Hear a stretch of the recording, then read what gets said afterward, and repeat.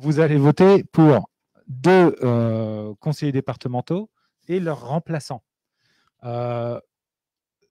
Beaucoup de personnes se sont demandé, ça veut dire quoi le remplaçant, il sert à quoi?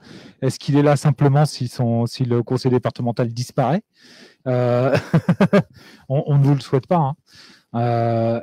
Est-ce qu'il a un travail à faire? Est-ce qu'il suit les dossiers aussi ou est-ce qu'il est juste là en remplacement?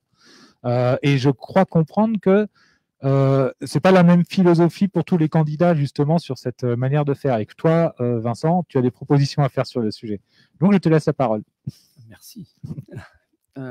Oui, non, l'idée de toute façon, déjà, le remplaçant, c'est effectivement d'être là s'il y a un pépin. Ou si l'élu décide de s'arrêter ou est nommé ailleurs, etc. Ça, c'est la première raison de la loi. Et en l'occurrence, s'il y a un remplaçant femme et homme, c'est effectivement pour remplacer un titulaire femme et homme au cas où, puisque, je le rappelle, le conseil départemental, aujourd'hui, l'Assemblée est dans une stricte parité. Donc, on doit respecter ça.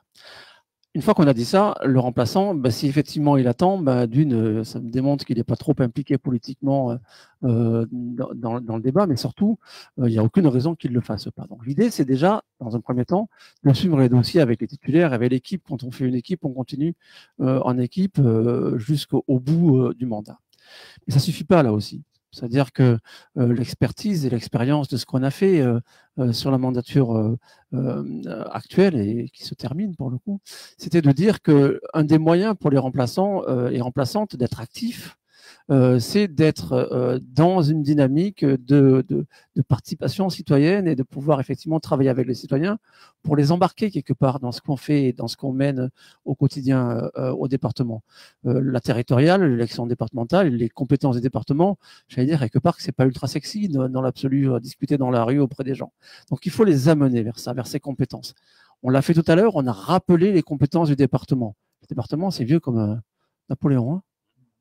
Donc d'être amené à chaque fois à rappeler ce que c'est que les compétences, ça démontre que, d'une part, les institutions, de manière générale, ne redescendent pas assez auprès du territoire et donc auprès des citoyens pour pouvoir les associer. Donc l'idée, la première idée, c'était effectivement d'aller travailler sur un conseil citoyen départemental, donc pour associer au quotidien sous forme de réunions, sous forme et là on a en plus des moyens modernes, de plateformes numériques, etc., pour associer les citoyens dans le processus de décision pour que nous, on puisse porter, quand je dis nous, c'est l'équipe, hein, pour qu'on puisse aller porter après au sein du conseil départemental les remontées qu'on a eues. Et de fait, sur des thématiques qui sont des thématiques du département, puisqu'on ne pourra pas aller parler d'autres choses si on veut, mais l'idée, c'est effectivement de le porter dans le cadre des compétences.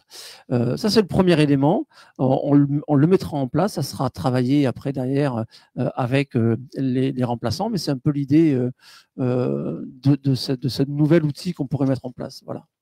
Comme premier point, par exemple. Mais on verra qu'il y en a d'autres.